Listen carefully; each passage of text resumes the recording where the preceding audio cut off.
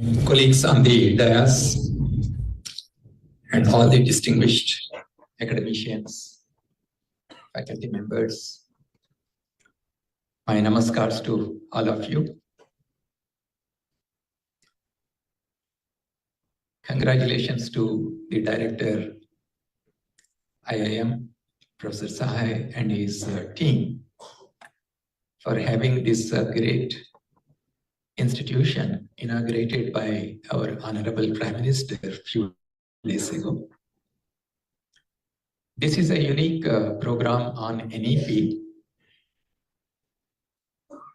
When we wanted to conduct this program, Professor Sahai offered his collaboration with UGC and provided this wonderful infrastructure and support to us.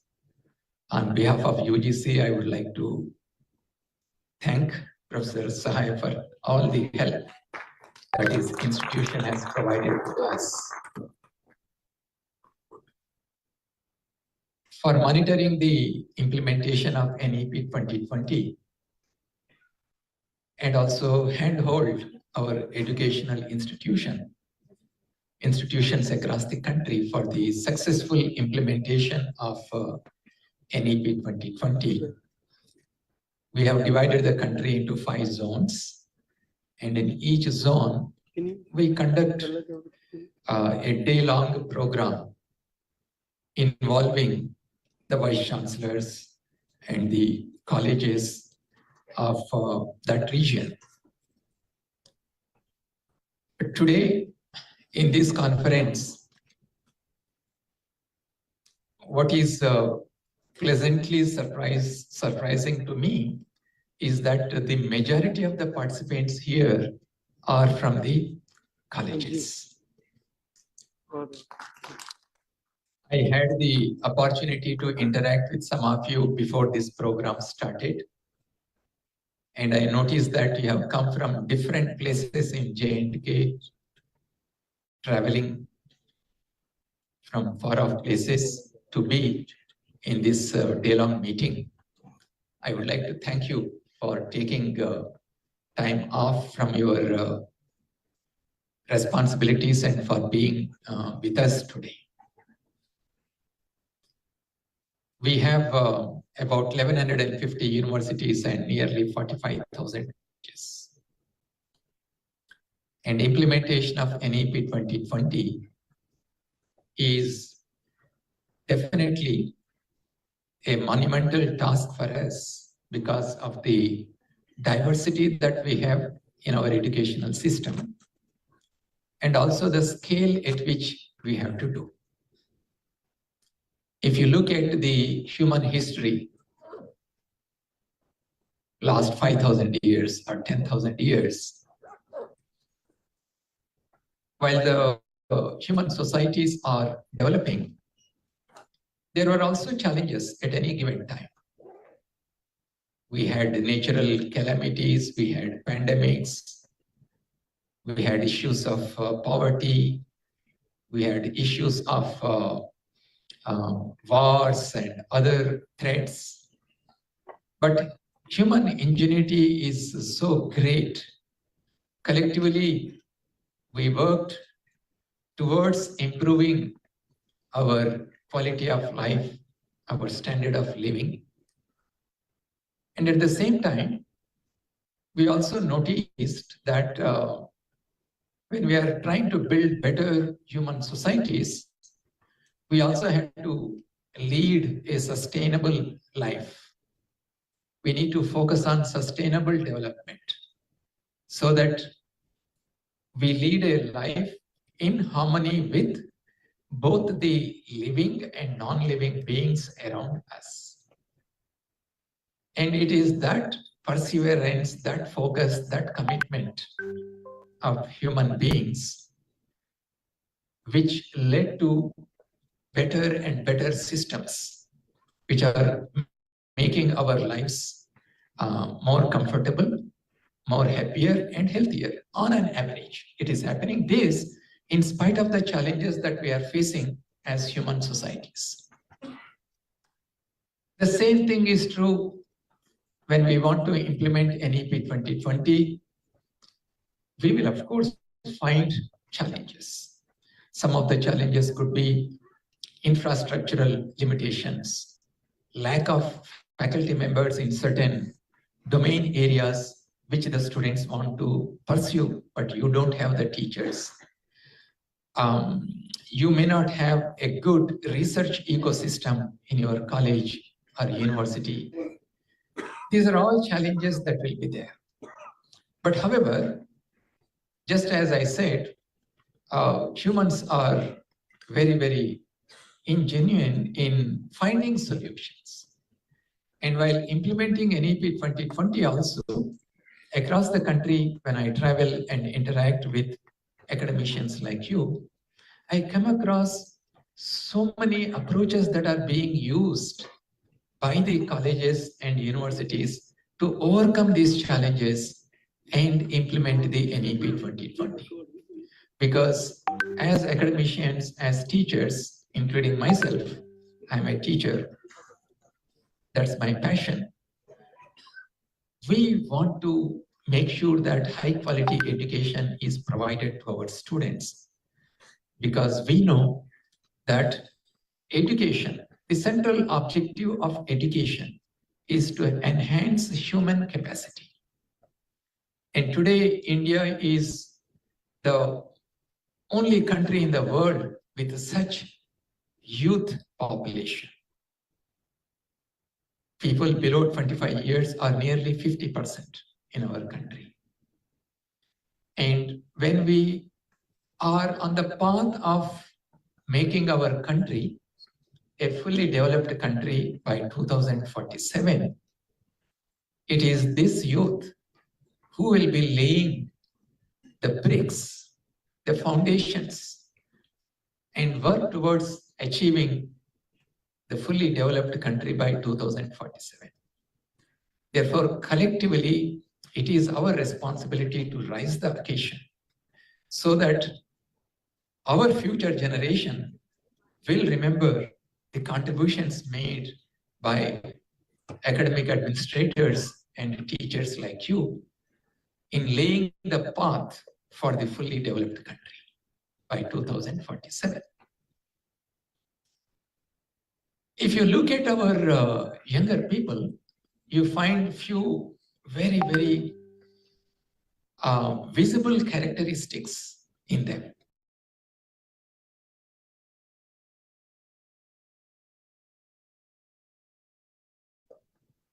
Our present youth, they want to question the status quo. They don't feel comfortable with the status quo. They want to bring the changes. The critical thinkers. And if we want to encourage them to be critical thinkers, we need to, inside the classroom, outside the classroom, we need to create that ecosystem where our students will have the freedom to stand up and ask us questions. And that is what is the meaning of being a critical thinker. Because today, our youth, they want to be problem solvers and they want to be solution providers. And that's the reason why you see today India is the third largest ecosystem for the startup companies. Our Indian youth are willing to take risks. They want to experiment. And obviously, when you take risks, there are bound to be failures. But our youth want to learn from the failures and move forward. As teachers and educational institutions, are we ready to encourage and sustain these traits among our Indian youth? Are we working hard enough to make sure that we don't make our students conformists, but critical thinkers? Friends, that is why, in spite of the challenges that we have, we need to implement the NEP 2020. Let's say I ask all of you in this hall, I request you to become marathon runners. And I say, I will provide you training for next 6 months. At the end of 6 months, some of you may be excellent marathon runners. Some of you may be medium. Some of you may still be, it may be very difficult for you to become marathon runners because you are at different levels of fitness. The same thing is true in the case of our educational institutions also. We have outstanding institutions such as IIMs and IITs, outstanding colleges and universities, but there is huge diversity. You have colleges and universities which are located in rural areas. You have huge youth who come from socio-economically weaker sections of our society. So how do you ensure that when there are such diversities, we keep pushing our boundaries and implement NEP 2020? So this is where I would like to suggest a couple of ideas to you on how NEP 2020 can be implemented by choosing some of the reforms which may be more relevant to you, which may not require additional funding requirements for you. So let me identify a couple of those things. First of all, in India today, there is a huge advancement in terms of building the digital public infrastructure. We have become a role model for the world in terms of the quality of services that we provide to people across the country using this digital public infrastructure. And we need to bring the similar kind of digital public infrastructure in education also, so that there is a good interface of academic governance and the digital technology. So the first step to the integration of digital technology and academic governance in order to provide more flexibility and mobility to our students is the academic bank of credits. You do not require any infrastructure, you do not require any funds. We have the central digital platform ABC, where please ensure that each and every of your student in your college and university, they are enrolled on this academic bank of credits. This is the first step. Have you done that? Some of you say that yes, we have done, but some of you still have to do. Please go back and examine the records of your college and university and make sure that every student is on the academic bank of credits. That is the first step. The second step is ensuring that all the academic credentials of the students are uploaded on the DigiLocker, which is then integrated with the unique ID that the student gets when the student is registered on the academic bank of credits. And this unique ID is called APAR, APAAR, Automated Permanent Academic Account Registry, unique ID. And this APAR is going to be given to every student who joins right in the first standard in the school. And this APAR ID will continue as the student moves on from the school education to the college education to the university education. And this is a unique ID using which we can track the progress of the students. So, will you please ensure that every student's academic records are uploaded on the DigiLocker? If you have any difficulties, we have your principal secretary here, Shri Kumar. We can coordinate with the state government and provide you the technical training required to upload the documents and maintain all the records on the academic bank of credits. This is my promise to you. And number two, encourage all the universities in your union territory to be part of the CUET for your admissions. The Common University Entrance Test has provided a level playing ground for students to get admission in educational institutions of their choice. The students may be coming from rural background, urban background, or any other socioeconomic background. You can attempt CUET and get admission in some of the best universities in our country. To our pleasant surprise, last year we found that from Jammu and Kashmir, the number of students who registered for CUET went up by a factor of 7. That's the highest increase in the number of students from a given union territory or state across the country. And that happened in J&K. That means many of the students coming from our region, J&K region, they are studying across the country in various central universities and in other places. And this year, we also are bringing some changes in CUET.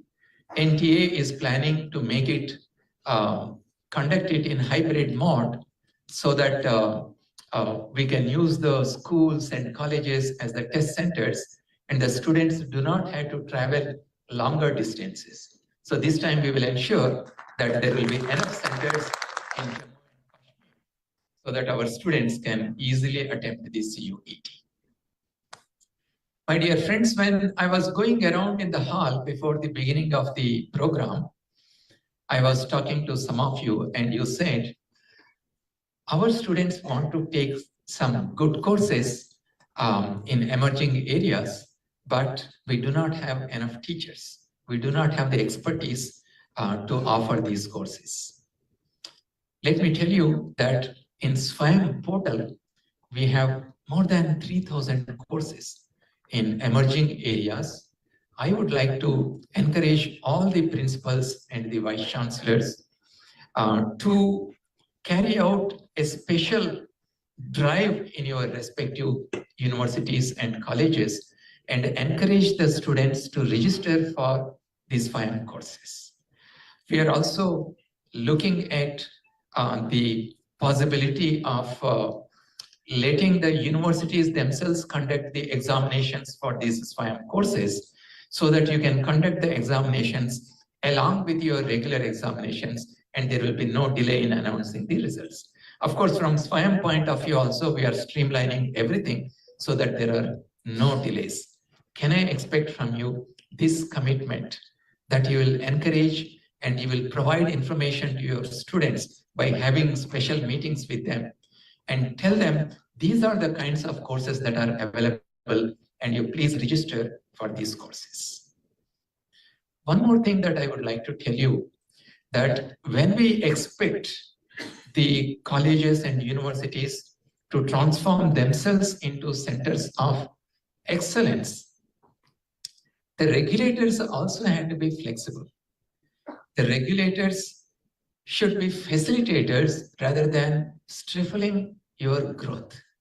That is why using NEP 2020 as a roadmap, UGC is coming out with many regulations and guidelines to provide you that kind of autonomy with, of course, coupled with the accountability so that you can grow in the domains in which you work. Your college could be arts college, it could be science college. In whichever domain you are offering your education, you should strive to become a center of excellence. And towards that goal, we have focused on two things. One, how do you provide quality education to our students? If I want to ask you whether you are a fit person or not, if you want to find whether you are a physically fit person, somebody has to test you. And then these testing results had to be compared with certain standards. And that is what the assessment and accreditation process does.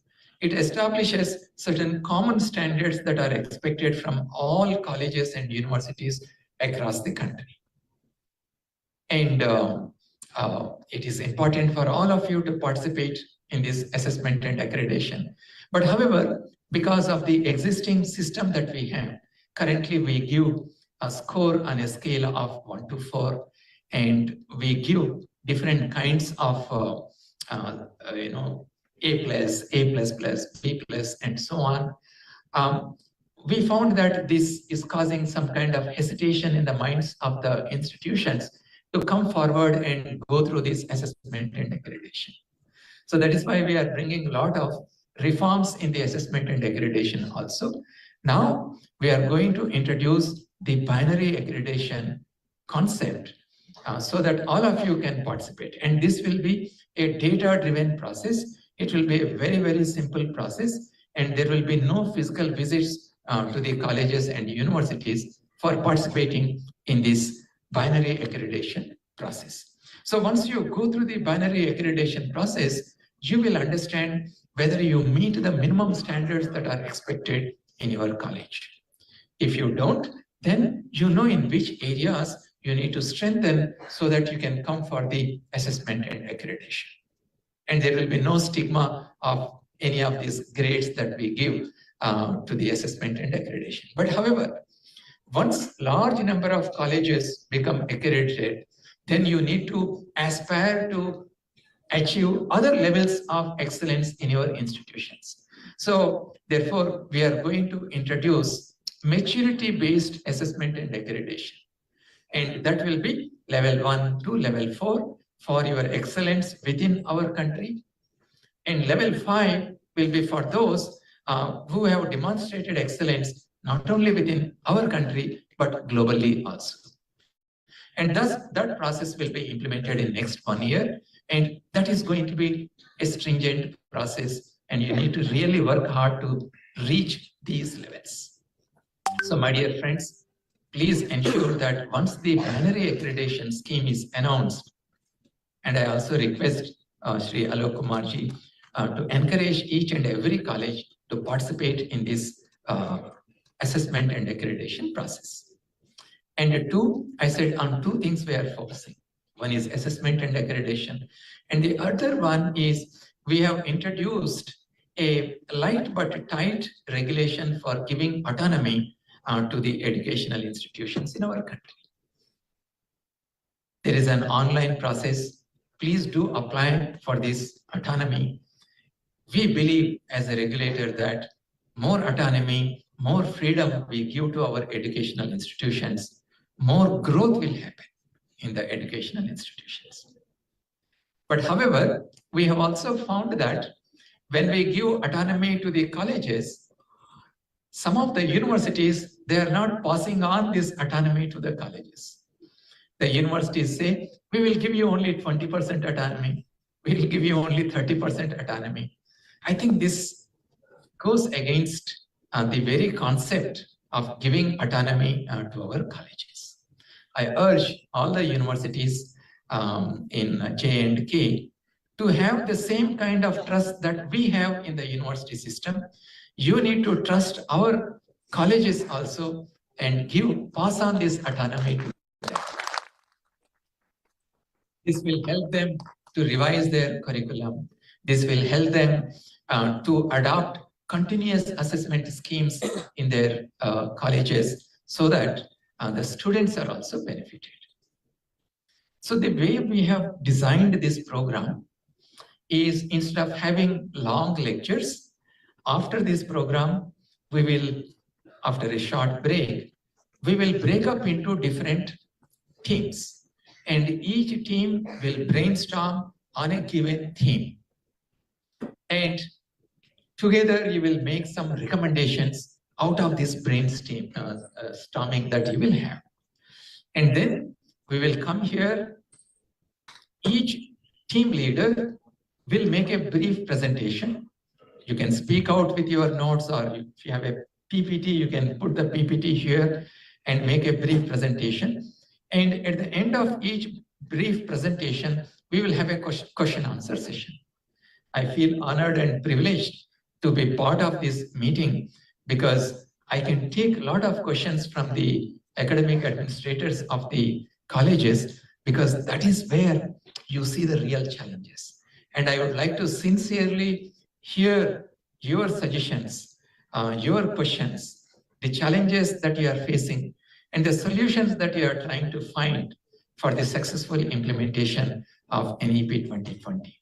So at the end of these sessions, we will also have a short duration open question answer session with me so that you can ask any questions without any hesitation.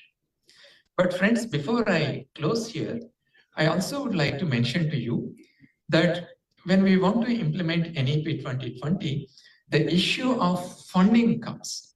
Definitely our institutions require funding. And if you have noticed the announcement in the interim budget, this year, 1.2 lakh crores are assigned for education. And out of that, nearly 47,600 crores are given for higher education. And that is 7.4 increase as compared to the previous year's budget allocation for higher education. And at the same time, through PM Usha, we are trying to fund the state educational institutions and the colleges. So recently, we had our PAB meeting, and we have selected 78 universities from across the country. And the idea is to give funding under two heads. Under two heads, we have selected these educational institutions. One is multi-education and research universities, MERU scheme. And the other one is grant for supporting universities, GSU. And you will be glad to know that under both these schemes, J&K also got selected. And we are giving under MERU scheme nearly 100 crores for developing the standards of higher education in this union territory. And similarly, you will have the opportunities to compete for research funding under the National Research Foundation. One of the primary objectives of establishing NRF is to strengthen the research ecosystem in our universities and the colleges. Of course, funding will always be competitive. And that's the reason why we are asking all the universities and colleges to establish R&D cells and train your faculty members to write successful project proposals. And we have great institutions in this region. We have IIM, we have IIT, you have universities. My request to all these institutions is to collaborate with the colleges of the Union Territory and provide hand-holding and training to them so that they can write successful projects and get the funding to improve the research ecosystem in the Union Territory. I would like to stop here. We have the day-long deliberations, and I will have many more occasions at the end of each session to answer your questions. So wish you a successful day-long deliberations. Thank you. Thank you very much. Thank